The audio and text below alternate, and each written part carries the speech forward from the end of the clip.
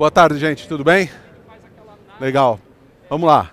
O que eu prometo para vocês é que vai ser intenso, vai ter muito número, não vai dar tempo, tá? Então, qualquer piscada, vocês vão perder informação. Hoje nós vamos aqui fazer um trabalho de entender aquelas coisas que absolutamente não tem jeito de serem entendidas, tá? Só antes de eu começar, só para eu sentir um pouquinho aqui a plateia, eu queria entender o que é muito dinheiro para vocês, tá? O que é muito dinheiro para vocês? Sei lá, 1 milhão é muito dinheiro? Não? E se for de dólares? De dólares é muito dinheiro agora? Tá. E se forem 5 bilhões de dólares? É muito dinheiro? Muito bem. E se eu falar que 5 bilhões de dólares é só o prejuízo que uma empresa dá em um trimestre, quanto você me diria que vale essa empresa? Eu posso te falar quanto vale, vamos ver? Siri, qual o valor de capitalização da Uber? Uber Technologies está em baixa hoje. Caiu 2 centavos, ou 0,09%, para 28 dólares americanos e 14 centavos. Siri, qual o valor de mercado do Uber? Uber Technologies está em baixa hoje. Ela está falhando, mas normalmente ela responde 46 bilhões de dólares, esse é o valor. Como que uma empresa que dá 5 bi de prejuízo em um trimestre vale 46 bilhões de dólares? Essa é uma das coisas que nós vamos entender aqui hoje como funciona. Bom, deixa eu explicar um pouquinho. Pointer House.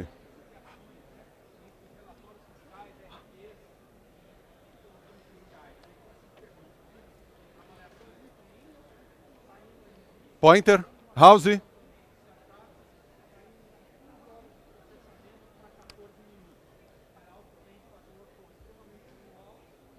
Aí, deixa eu explicar um pouquinho quem é a gente, como a gente chegou até aqui, tá? A UMA é uma empresa que faz um software de gestão na nuvem, podemos dizer que é um ERP na nuvem para pequenas e médias empresas. A gente tem toda a parte financeira, emissão de nota, controle de estoque, toda a parte integrada contábil e fiscal, ou seja, a gente tem basicamente tudo que uma pequena empresa, pequena ou média empresa precisa para gerenciar o dia a dia dela. Nós começamos a nossa jornada no finzinho de 2013. A empresa começou em outubro de 2013, eram 7, 8 pessoas, começou 7, virou 8 pessoas nessa bancada aqui, que era uma bancada emprestada na área de TI da indústria de um ex-sócio meu, tá? E a gente era odiado aí, porque era uma empresa oriental, todo mundo quieto, etc. A gente barulhento, festejando, né? Todo mundo odiava a gente lá dentro. Mas mesmo a gente sendo odiado, em 2014 a gente já tomou 2 bancadas lá, aí ficamos mais barulhento ainda, fomos mais odiados ainda e logo nós fomos chutados de lá e fomos para o nosso primeiro escritório em 2015. A gente olhou isso daí e falou, cara, a gente nunca vai encher isso daí de gente. 2016 já não cabia nenhuma pessoa. 2015 essa foi uma das nossas primeiras reuniões de gestores comerciais. Essa é a mesma reunião em 2016 e essa é a mesma reunião em 2017. Tá? A gente ganhou o prêmio de empreendedor de sucesso da Pequenas Empresas Grandes Negócios. Nós criamos o We Are Rome, que é um evento para 4.500 pessoas, que esse ano vai ser numa edição digital, em 18 e 19. Hoje, em 2020, a OMI ocupa esse prédio aqui lá no Brooklyn. Em 6 anos, onde a gente chegou, a gente foi de 8 a 800 colaboradores na empresa, mais de 33 mil clientes, mais de 100 franquias espalhadas por todo o Brasil. Esses clientes combinados, eles emitem ao mês 7,5 bilhões de reais de notas fiscais eletrônicas, de produto, de serviço, de tudo que é coisa. Ou seja, 1% do PIB já está passando aqui por dentro. A gente constituiu nesse tempo o que é o sistema de gestão número 1 do Brasil para pequenas e médias empresas. Entramos nas 100 Startups to Watch, levantamos mais de 100 milhões, mais de 120 milhões com investidores de Venture Capital. Entramos no ranking da Deloitte, das 100 empresas que mais crescem no Brasil nos últimos 2 anos. E logo na estreia, a gente já foi direto na 3ª posição, a 3ª empresa que mais cresce no Brasil. Nós somos a única empresa SaaS, a única empresa do nosso segmento que sequer entrou nesse ranking. E, gente, com tudo isso, assim, não é difícil você sentar num boteco para tomar uma cerveja com seus velhos amigos de escola e ali naquela mesa você ser o cara, né? Legal, e aí você vai lá para o Silicon Valley e você vê que você é um merda. É impressionante o que os caras fazem lá e como eles fazem. Existem 17 Big Techs no mundo. São empresas de tecnologia avaliadas em mais de 100 bilhões de dólares. Dessas 17, 10 estão no Silicon Valley. Se a gente pegar as 150 empresas mais valiosas do Silicon Valley, elas significam 50% do valor de capitalização da Nasdaq.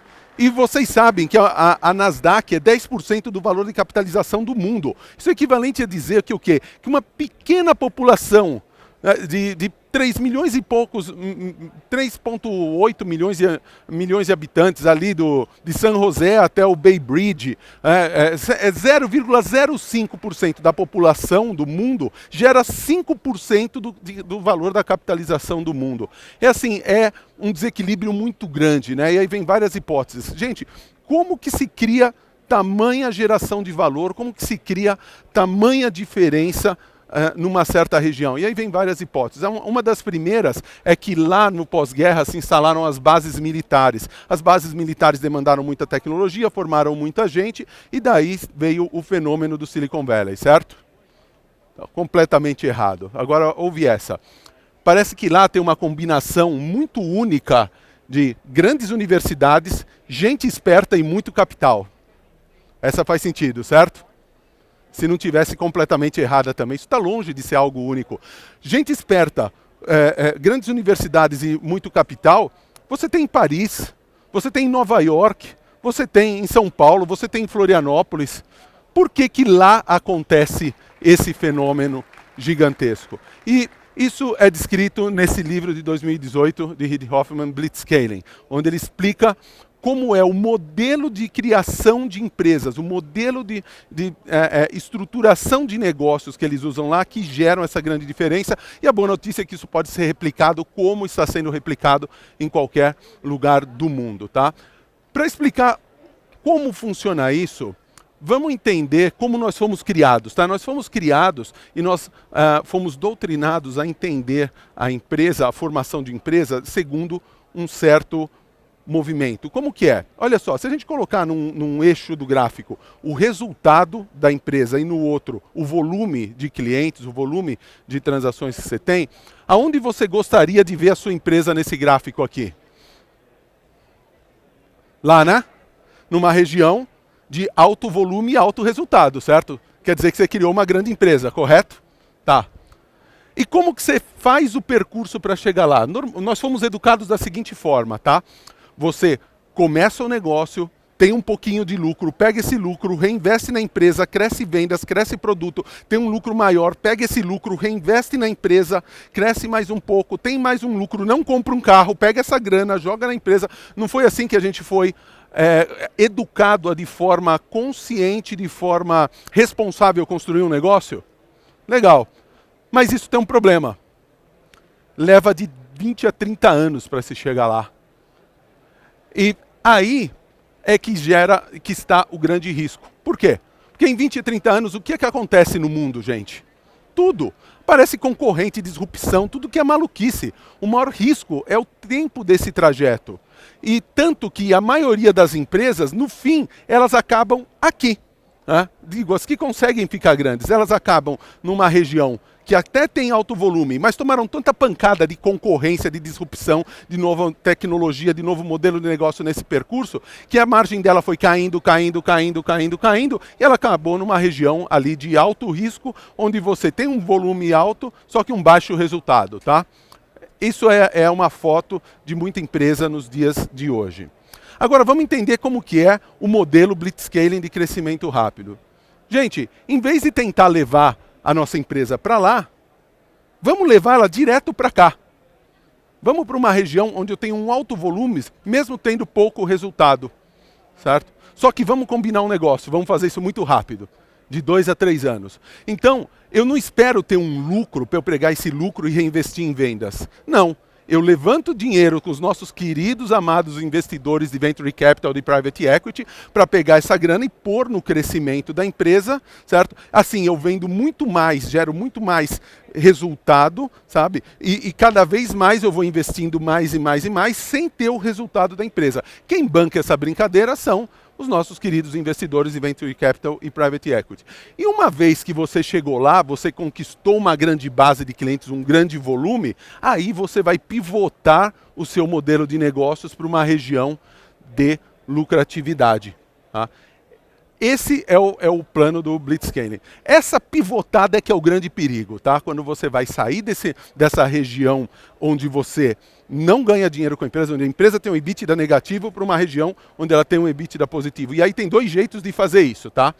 Tem um jeito racional, que é o quê? Uma empresa que tem indicadores saudáveis, economicamente sustentáveis, ou seja, você tem margem bruta legal, você tem eficiência comercial, você tem produto bom, produto que o cliente gosta, tá? E com isso, o que acontece? Se você simplesmente reduzir o ritmo de crescimento, seja porque o mercado está inchado, está acabando, ou que quer, ou por decisão própria, você naturalmente gravita para uma área de lucratividade.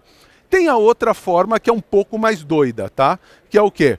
Gente, vai botando o cliente para dentro a qualquer custo e depois a gente dá um jeito de monetizar isso daí, de fazer isso, esse troço da grana. Né? Não é a que eu curto, muita gente faz isso, muita gente tem quebrado a cara ultimamente com esse modelo de põe cliente para dentro a qualquer custo. O custo de aquisição está muito ruim, cara, não interessa, vamos ganhar cliente e depois a gente dá um jeito de monetizar. Tá? Tá aí o resultado do último trimestre do Banco Inter, que mostra isso daí. Né? Botou muito cliente para dentro, monetizar esse cliente que é bom é um pouco difícil.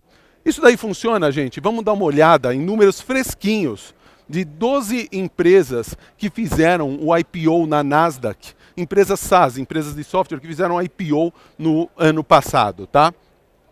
Aqui tem a Bill.com, que é uma empresa muito legal, que faz contas a pagar e a receber e integração bancária. CrowdStrike, que é segurança. Sprout Social monitora redes sociais. O Slack, que eu acho que muita gente usa. A Zoom, que é uma ferramenta de videoconferência super diferenciada. Por quê? Porque ela funciona, né? Engraçado, mas é fantástica. Tem uma série de empresas legais aqui. Tá? E aí você pensa assim, bom, para eu abrir o capital na Nasdaq, a empresa tem que ser gigantesca, tem que faturar bilhões, né? Não necessariamente. Está aqui o volume que essas empresas faturavam quando abriram capital. Então você tem alguns maiores, como, por exemplo, a Zoom, que faturava 330 milhões nos últimos 12 meses, o Slack faturava 400, Dynatrace faturava 480. A média são 249 milhões de dólares de receita nos últimos 12 meses. Tem empresa até de menos de 100 milhões de dólares de faturamento abrindo capital. Tá. E essas empresas operam no modelo Blitzscaling, certo? Certo. Então, elas captaram investimento. Quanto essas empresas captaram de investimento para gerar esse faturamento? E aí você vai ver números gigantes. Enquanto a média de faturamento dessas empresas era de 249 milhões de dólares, a média de investimento que eles captaram para gerar um faturamento anual de 249 foi 359 milhões de dólares. Certo? Então, mas se essas empresas estão abrindo capital na bolsa, elas estão vendendo ações. O que são ações? São frações dessa empresa. Quanto vale uma ação? Vale uma fração do valor da empresa, certo? Então, quanto vale a empresa? De novo, como que nós fomos educados? Nós fomos educados da seguinte forma. Como que se calcula o valor de uma empresa? Primeira pergunta que você faz. Qual é o EBITDA, né? Qual a margem dela? E é normalmente um múltiplo do EBITDA, um múltiplo do lucro bruto, do lucro líquido anual. Tá?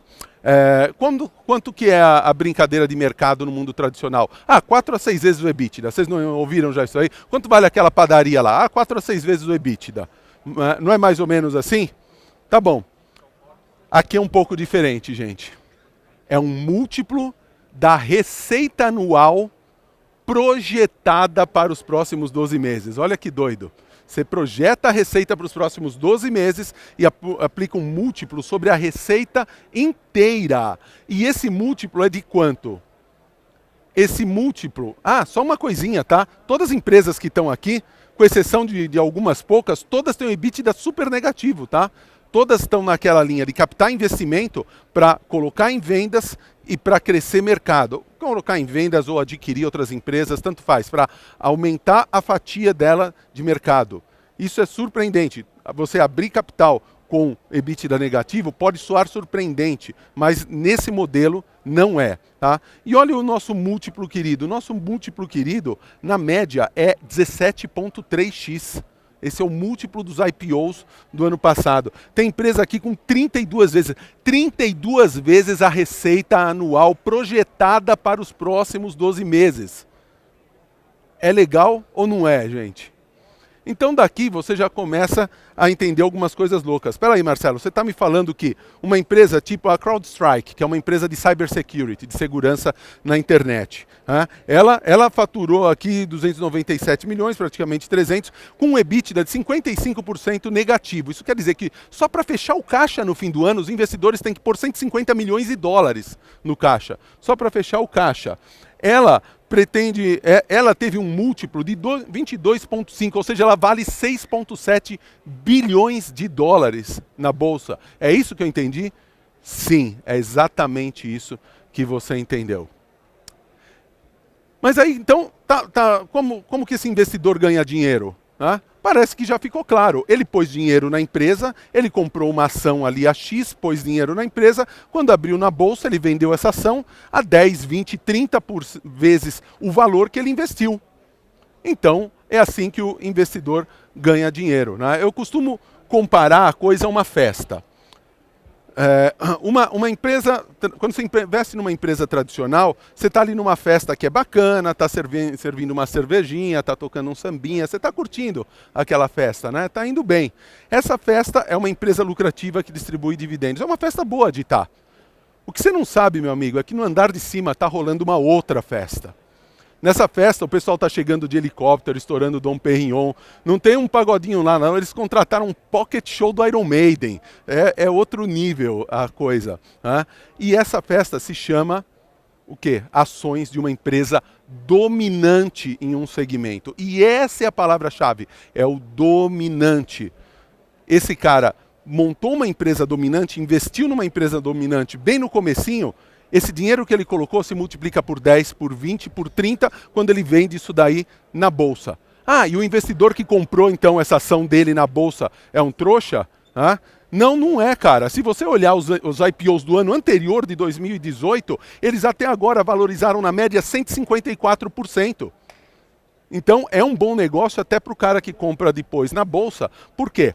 Porque é uma empresa dominante em um segmento. E como que os empreendedores, nós ganham dinheiro?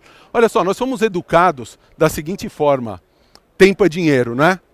Todo mundo foi educado ouvindo tempo é dinheiro, tempo é dinheiro, tempo é dinheiro. Acho que aqui tá bem a essência do Blitzscaling. É ao contrário, gente. Dinheiro é tempo. Você consegue usar dinheiro para construir uma grande empresa em menos tempo? Legal, essa é a grande essência da diferença. Dinheiro é tempo usado para criar rapidamente um gorila no mercado. E então vamos ver como que se joga o jogo do gorila, né? Quem ensinou esse modelo é um cara chamado Geoffrey Moore, num livro novinho, de 1995. Você lê esse livro, parece que ele foi escrito ontem, é engraçadíssimo. Tá? Onde ele explica o framework do gorila. Eu super recomendo ler o livro, mas eu posso explicar ele em 5 minutos para vocês. Está valendo? Vamos? Vamos lá, então. Geoffrey Moore explicou que toda inovação se espalha segundo ondas. Então, quando sai uma novidade, alguma coisa, quem bate nela são os early adopters, são 2,5%, depois os visionários, certo? E assim ela vai se espalhando dentro da curva. Obviamente, tem um abismo aqui, tem muita tecnologia que nasce, parece que vai ser um puta sucesso e morre, né? Por exemplo, aqui, quem aqui comprou uma TV 3D? Deixa eu ver. Onde tá o óculos? Exatamente, não sabe. É uma tecnologia que caiu no abismo. Tem muita tecnologia que caiu no abismo.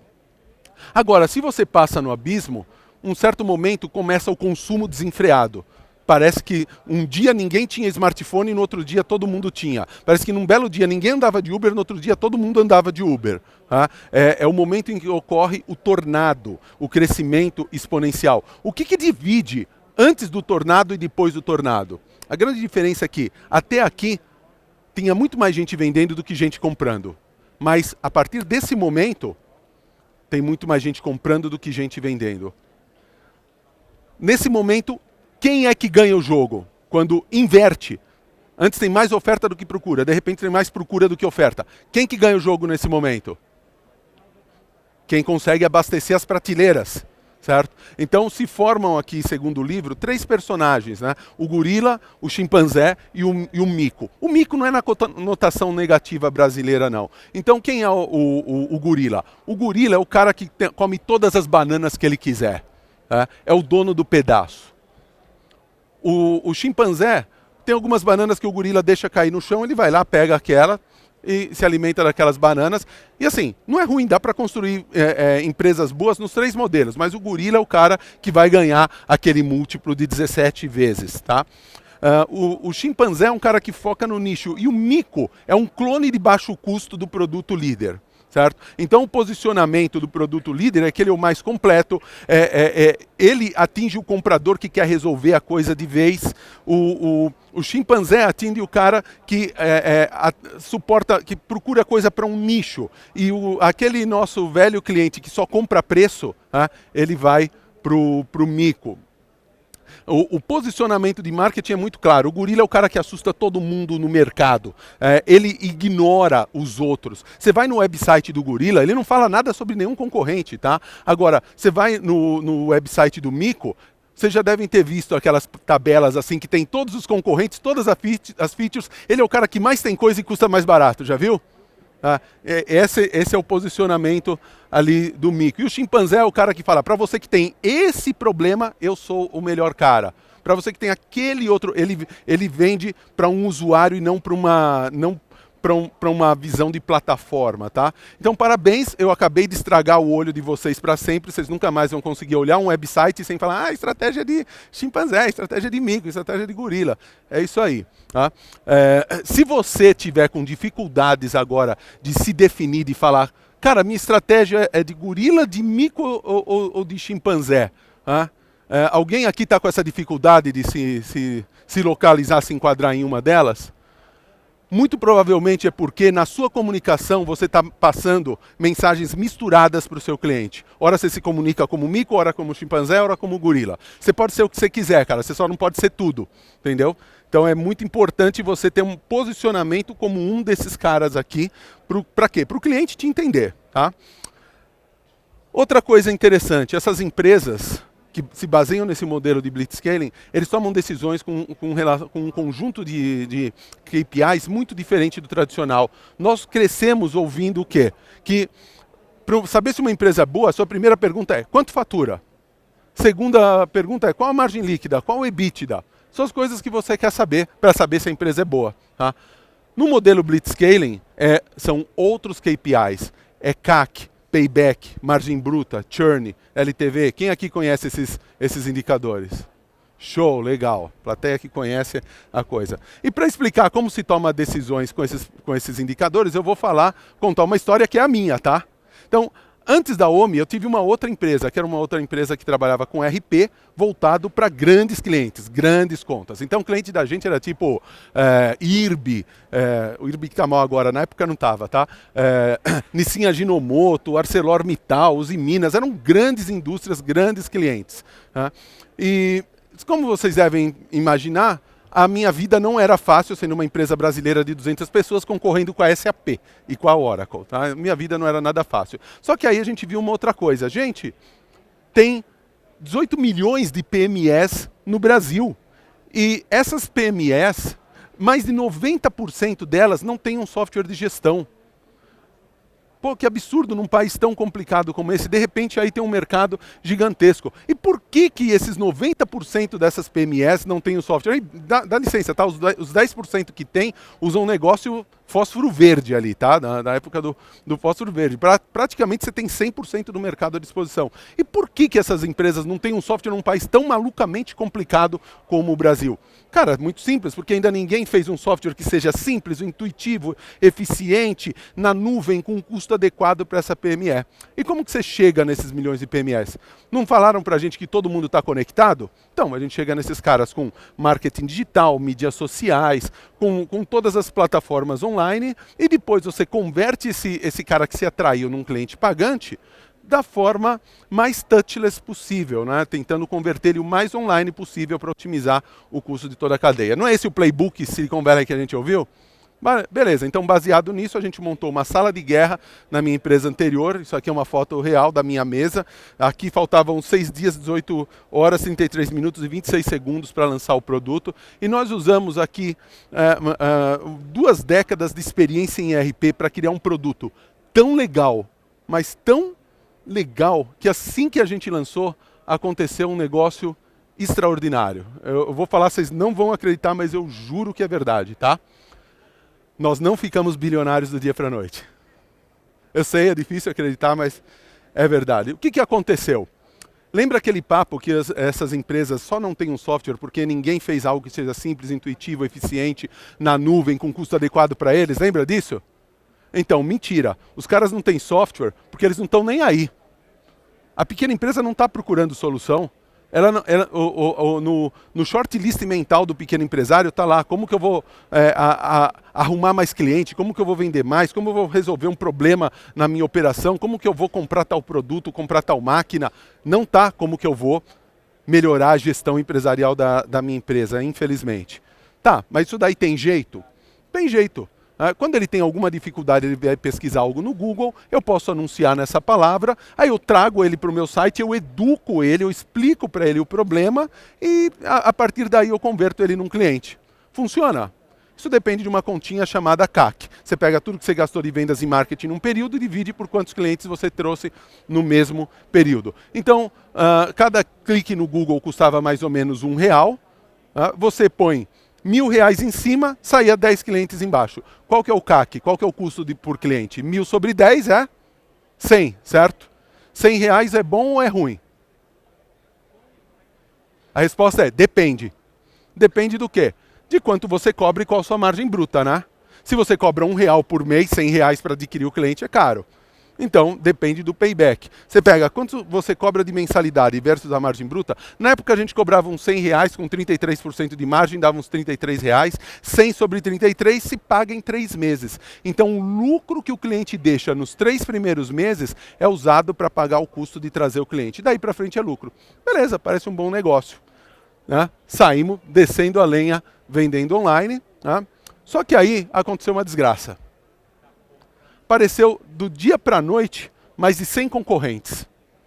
Todo mundo, produtos assim, que pra gente que é de RP, né, que vende gestão empresarial, bate o olho e fala assim, cara, isso aqui não dá para falar nem que é uma planilha na nuvem, porque isso seria uma ofensa à planilha, tá? De tão ruim que é a coisa, mas enfim, todo mundo executando com exatamente a mesma estratégia de aquisição de cliente. E o Google, você sabe, é um leilão reverso, né? Quanto mais gente anunciando nas mesmas palavras, mais vai subindo o custo do clique. Só para vocês terem uma ideia, você sabe quais são as 5 palavras mais caras do Google? Vamos lá. Desentupidora na Moca, R$98. Né? Helpdesk de software, 97. Monitoramento de redes, R$97. Um clique, e você fala, impossível. Não, é possível, porque se custa 97 é porque tem gente pagando, tá? A quarta, vocês vão achar que é sacanagem minha, desentupidor SP. Assim, paulista gosta de entupir um cano, tá? Pelo jeito, aqui 2 desentupidoras no ranking. A última, vocês vão ter certeza que é sacanagem minha, mas não é. Limpa fossa em Brasília. Eu nunca ia imaginar que catar merda de político seria um business tão disputado assim no mundo, mas é. Mas voltando ao nosso caso, o que aconteceu? O nosso CAC ficou 10 vezes mais alto. Aquele clique que custava R$1 passou a custar 10 em média. Então aquele prazo de 3 meses para trazer o cliente virou 30 meses. Né? 30 meses é bom ou é ruim? Depende, né? Depende do cacete, é horrível, cara. 30 meses, de jeito nenhum. Imagina, 30 meses, o que o mundo muda em 30 meses? Né? O cliente fecha, a empresa desaparece. Não dá para você esperar 30 meses para começar a ter lucro. Então, a gente tinha que fazer alguma coisa. O que a gente fez? Vamos entrevistar nossos clientes que dão certo, os que estão indo super bem, porque aí a gente entende as características deles e a gente redireciona todas as nossas campanhas online. Por quê? Porque eu quero mais desse cara que comprou facilmente, que usa super bem, que paga sem problema e que adora a gente, certo? Beleza, vamos lá. Comecei, eu mesmo, a empresa eram 8 pessoas, eu mesmo passando a mão no telefone e ligando para os clientes. Cara, por acaso você lembra aonde você encontrou a gente? Ele já, lembro sim, encontrei no Google. Pô, que legal, Google, né? Google funciona, né? E a próxima pergunta é um pouco difícil, porque já faz vários meses que você é cliente, mas por acaso você lembra qual foi a palavra-chave que você digitou no Google para encontrar a gente? Aí o cara, pô, lembro claramente. Você, nossa, né, mas que cliente diferenciado. O cara lembra qual foi a palavra que ele digitou no Google há 4 meses para achar a gente. E qual foi essa palavra? Ah, a palavra foi OMI. Tá bom, mas peraí, cara, como é possível? Acabamos de lançar a empresa, ninguém conhece a gente, como que você foi digitar? Sabe o que significa homem? Cara, é uma palavra que não tem significado prévio. A gente inventou essa palavra. De onde veio a ideia de digitar homem? Aí o cara falou assim, é que o meu contador falou para eu usar o seu software, eu fui lá procurar.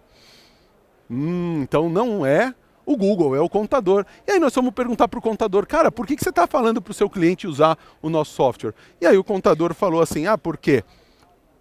Quando o meu cliente está usando o seu software, o meu custo para atender ele cai em mais de 80%. Porque em vez de lidar com um monte de papel, de malote, documento, etc., pôr na mão de um maluco para planilhar, classificar outro maluco digital, outro maluco imprime, tica, confere, tudo isso é substituído por uma integração digital sistema para sistema. Por quê? Porque nós viemos de RP de grande porte, isso era o natural para a gente, então já saiu de fábrica, desde a primeira versão com integração com a contabilidade. E de repente era isso que estava trazendo nossos clientes. Pô, pera um pouquinho. Eu reduzo o quê? 80% do seu custo? Pô, parece ter um bom negócio aí, né? Então, vamos em frente, vamos em frente. Tem 65 mil escritórios contábeis no Brasil. É muito mais fácil eu transformar esses 65 mil em minhas revendas, né? Do que eu ir atrás de 17 milhões de PMS. Porque no Brasil toda empresa tem que ter um contador. Então, montamos um stand.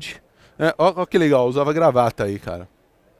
A gente montou um stand num evento de contadores lá no Anhembi com 1.200 contadores para mostrar essa ideia, ver se o contador gostava. Né? Cara, o contador não gostou, os caras enlouqueceram, piraram. Falaram assim, bicho, isso é o meu sonho. Né? Organizar meu cliente, integrar informação, pô, esse é o meu sonho, vou botar isso aqui para rodar em 50 clientes meus na semana que vem. Mas... Escuta, o senhor se importaria de assinar aqui um contratinho, se comprometendo a pôr 100 clientes na semana que vem?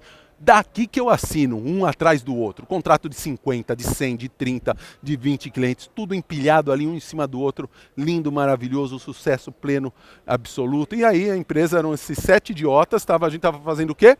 Estourando champanhe, né? Porque a gente tinha o melhor produto do mercado, uma estratégia de go-to-market que passava ao lado de toda aquela renca de concorrentes, e a gente tinha acabado de fazer a nossa primeira rodada de investimento com a Stella Investimentos do Edson Rigonati, que falou aqui hoje. Foi o primeiro maluco que acreditou na gente e pôs dinheiro. Então a gente tinha o dinheiro do investidor no banco para fazer acontecer. A gente estava o quê? Estourando champanhe. Só que aí aconteceu outra desgraça. Lembra aquele contador que assinou um contrato de 100 clientes? Tá, a gente ligou para ele, pô bicho, já tem 2 semanas aí, tal, você assinou um contrato de 100 clientes, eu não estou vendo nenhum aqui ainda na plataforma, o que aconteceu, algum problema? Pô cara, tive um problema sério com uma entrega de uns SPED, umas declarações, não tive tempo e tal, mas semana que vem eu faço. Putz, tá bom. Vamos fazer o seguinte... 100 clientes é muito, né? Põe 10, começa com 10. Não, chá comigo, semana que vem eu ponho esses 10. Tá bom, passa uma semana, 2, nada. Você liga pro contador, cara, pô, eu podia estar roubando, eu podia estar matando, né? Mas a gente assinou um contrato de 100 clientes, deixamos por 10, põe um miserável de um cliente rodando o software. E nem isso acontecia. Né? Foi aí que a gente viu a grande besteira que a gente estava fazendo. Porque até agora fazia todo sentido, né? Transformar o contador em revenda, né? Então, tudo errado. Gente, contador não sabe vender nem contabilidade. Ele é comprado. E ele muitas vezes é ruim até para ser comprado. Isso aqui é uma foto de verdade de uma mesa de um contador que eu fui lá para fazer a parceria com ele, ele foi ao banheiro, eu tirei a foto, tá? Ela é de verdade. Imagina o cara que senta nessa mesa, que lida com esse monte de papel, tudo aquilo que está empilhado lá atrás, é tudo pendência, tá, gente? É tudo pendência. Esse cara não vai virar um vendedor dinâmico de software que vai fazer um spin selling para você, vai alimentar as dores, vai quantificar, vai mostrar o ROI. Não, cara. Ele não sabe vender contabilidade. Se você precisa de um contador, você pede uma referência para um amigo que te indica o cara fica 2 semanas para te mandar uma proposta mal feita do serviço dele. Imagina virar vendedor de software, não vai. Tá? Obviamente tem 2 que são outliers, que saem vendendo. Você fala, pô, esses 2 venderam pra caramba, tem 65 mil, os outros 64.998 vão me deixar bilionário. Não, não vão, são só aqueles 2 mesmo. Tá? Para tudo tem exceção e outliers existem em todos os cantos. Então, nós resolvemos tentar uma outra coisa. O contador não vende, mas ele tem uma boa proximidade com o cliente, ele pode nos gerar leads. A gente falou assim, contador, vamos fazer o seguinte, eu vendo para você. Eu vou lá nos seus clientes vender para você, você não tem que fazer nada. A única coisa que eu preciso é que você dê aqui na minha mãozinha agora a sua lista completa de clientes. Você acha que ele entregou? Entregou. Isso foi surpreendente. Por que ele entregou? Simplesmente porque ele confiou na gente. Ele falou assim, cara, eu entendi, você vai melhorar o negócio do meu cliente, o meu eu realmente não consigo. Toma, Marcelo, vai lá, faz o melhor que você puder. Quando ele entregou isso na minha mão, virei para o meu co-founder, para o Rafa e falei, qual o problema desse cara? Esse cara é louco. Esse cara acabou de dar na minha mão a coisa mais importante da vida dele, que é a relação de clientes dele. Esse cara é maluco? Não, ele não é maluco, ele confiou na gente. E aí eu acho que foi o nosso primeiro grande acerto, porque a gente sacou muito cedo que o job to be done não era escalar vendas de software, era escalar confiança. E escalar confiança e escalar venda de software são 2 coisas muito diferentes. Como que se escala a venda de software? Bota mais vendedor. Como que se escala confiança? Aí é complicado. Um dos caras que mais entende de confiança é esse cara aqui, o Dr. Jack Schiffer, ex-agente do FBI, escreveu um livro muito legal, The Like Switch. Ele falou, se você botar um paulistinha via Skype falando com um contador gauchão, você pode conseguir frequência e duração, mas você não consegue proximidade e nem intensidade, que é o quão bem você se conecta, compartilha de valores com esse cara. Agora, se você põe o gaúcho com gaúcho, dá certo. Se você põe o baiano com baiano, dá certo. Mineirinho com mineirinho, dá certo. Então, a gente pegou todo esse modelo de se aproximar do contador, ganhar a confiança dele, fechar uma parceria para a transformação digital do negócio dele e dos clientes dele. A gente reempacotou tudo isso como uma franquia e assim uma empresa que nasceu para ser 100% digital virou hoje a maior rede de franquias de software da América Latina, que é a OMI, hoje com mais de 100 unidades pelo país. E para terminar, gente, eu queria deixar 4 aprendizados que eu tive, tá? O primeiro dele é o seguinte, eu consegui observar nessa trajetória em contato com muitas outras empresas quais são os principais falhas, os principais erros dos CEOs das empresas quando elas começam realmente a crescer, tá? Porque você fala assim, pô, quando sua empresa está realmente crescendo, sua startup está realmente crescendo, está dando tudo, tá tudo bem, né? Não, tá tudo mal, gente. Tudo que funcionava em pequena escala começa a dar merda em grande escala. Começa a dar problema em grande escala. Tá? Então, a foto que a gente vê é o seguinte, começou a crescer de verdade, você começa a ter tudo que é problema. O churn aumentando, os leads chegam mal qualificados nos vendedores e você não consegue bater a meta de venda, os pedidos dos clientes, o backlog do produto começa a crescer demais, você começa a queimar muito caixa, começa a ficar muito mais no vermelho do que previsto, e aí você não gera lead para bater a meta de crescimento, etc. e tal. E qual é o reflexo da maioria dos CEOs quando se depara com esse tipo de cenário que eventualmente sempre acontece? Basicamente, todo mundo segue a mesma cartilha, gente. Vamos lá. Tem o churn aumentando? Vamos melhorar, vamos criar um time de CS. Tem lead mal qualificado? Vamos adicionar chatbot, ferramenta, tudo que é coisa. Você tem um backlog de produto muito crescente? Temos que contratar dev e botar dev para aumentar o produto. Cash burn elevado? Vamos buscar mais um round de investimento. E assim por diante. Só que a grande sacada é que a maioria desses problemas, eles não são problemas. Eles são, na verdade, reflexos, efeitos indesejáveis, consequências indesejáveis de no máximo 2 causas raízes. E olha só, em vez de você pegar a sua grana, seus recursos, sua atenção, sua energia e dividir em 5 coisas que você tem que consertar, se você encontrar uma coisa que é causa raiz e resolver e botar 100% dos seus recursos, do seu dinheiro, da sua energia nessa uma coisa, as outras desaparecem sozinhas. E eu sei, é muito tricky você achar qual é a causa raiz. Por sorte, tem um livro também super novo no mercado que ensina a fazer isso, que é a Meta de Goldratt, onde ele ensina a teoria das restrições, como encontrar isso daí. Tem esse livro e tem o segundo, It's Not Luck, que ele ensina a criar a árvore da realidade atual, a árvore da realidade futura, a você mapear e encontrar de verdade qual é a causa raiz do seu problema e onde você tem que focar. Tá?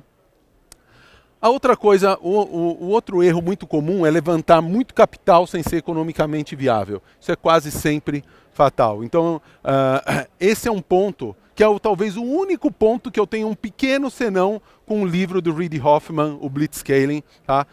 Que aliás está à venda lá fora. Eu falei para o cara, porra, você vai vender bastante desse livro depois da minha palestra. Tá? Tem um certo ponto, ele fala assim, sempre levante mais dinheiro do que você precisa. Muito dinheiro. Apareceu dinheiro, pega. Tá? Cara, você captar muito dinheiro de investidor sem você ser economicamente viável. O que é economicamente viável? Não quer dizer que a empresa está dando lucro. É que cada transação, por si só, tem uma margem bruta positiva. Se você pegar a receita desse cliente menos o custo para atender esse cliente, é positivo. E isso paga o custo de aquisição do cliente. Legal. Você pode estar adquirindo tanto cliente que você está queimando grana que o lucro dado não paga isso que você está investindo para crescer nessa velocidade. Esse é o modelo Blitzscaling, certo? Mas os unit econômicos, os KPIs, eles mostram que a empresa é saudável, que o produto é saudável, que você tem uma margem bruta positiva. Tá? A prova disso daqui é o seguinte, gente. Vamos voltar naquelas 2 empresas que fizeram o IPO. E você vai ver que as empresas que tiveram a melhor eficiência de caixa, se você pegar o valuation dividido pelo quanto esse cara captou de grana dos investidores, você vai ver que os empreendedores que chegaram nesse momento com mais grana no bolso são, na maioria das vezes, os que tiveram a melhor eficiência operacional. Então, por exemplo, Datadog é uma empresa de monitoramento de cloud. Ninguém ouviu falar desses caras. Na abertura do capital, ele, para cada 85 dólares de valuation da empresa, ele levantou $1 só como investidor de Venture Capital. Esse cara pôs 1,8 bilhões de dólares no bolso no momento do IPO, pelo menos em paper money. Tá? Esse é o valor do capital dele. E é claro que quem foi mais eficiente no uso de capital acaba tendo uma saída menor, porque você tem menos rounds, você é menos diluído e você tem uma participação maior durante essa jornada, tá? A outra é o seguinte, né? Muita gente pergunta para mim, Marcelo, qual a melhor forma de prospecção de clientes? Cara, a melhor forma de prospecção que existe é a educação. Se você vai num clube de networking, teoricamente 50% está vendendo, 50% está comprando. Você tem ali uma tendência 50-50. Quando você está educando, a proporção é outra. Por exemplo, eu estou aqui ensinando vocês o que eu tive que aprender para construir a minha empresa, certo? Quantos aqui tem vendendo? 1. Quantos tem comprando? Sacou? A proporção da educação é completamente diferente. A educação é a melhor forma de prospecção, sem dúvida. E depois, se você é o mais esperto da sala, provavelmente você está na sala errada. Tá? Deixa eu mostrar aqui uma sessão que eu tive lá no Silicon Valley, uma sessão de mentoria, onde estava toda uma comitiva de gente, de investidores, etc. Então, nessa sala, você vê eu lá na tela, o processo da jornada do meu cliente, né, e todo esse pessoal dando porrada, tá? Esse cara que está aqui é o Todd Ebb, da Success Hackers, talvez o cara que mais entenda de Customer Success no mundo, analisando a coisa. Esse cara aqui é o Daniel Chalfon, da Stella, ex-Loduca, um dos caras que mais entende do mercado publicitário do Brasil. Edson Santos é um dos caras que mais entende de Financial Services, é só o cara que faz o IPO de 4B da Redcar. Flávio Schneider, gestor da Bogari Capital, um dos principais fundos, hedge funds brasileiros. Tiago Laffer é o cara que cuida do dinheiro da família Laffer, da família Klabin, coitado do garoto, tem até dó dele. Alexandre Melo da Tarpum, ex-Advant. Marcelo Sato, ex-CFO do UOL, atual Astela Investimentos. Felipe Carneiro da Itajubá Investimentos. Roberto Mesquita, dono do Estadão. André Zarcur, vocês já ouviram falar em Rede Estácio de Sá? Esse cara. Fabiano Cunha. Edson Rigonati está aqui, ele está no cantinho aqui. Ou seja, gente, quem é o mais idiota dessa sala? Sou eu. Tá? Então, como disse Guimarães Rosa, é junto dos bons que a gente fica melhor. Obrigado, gente.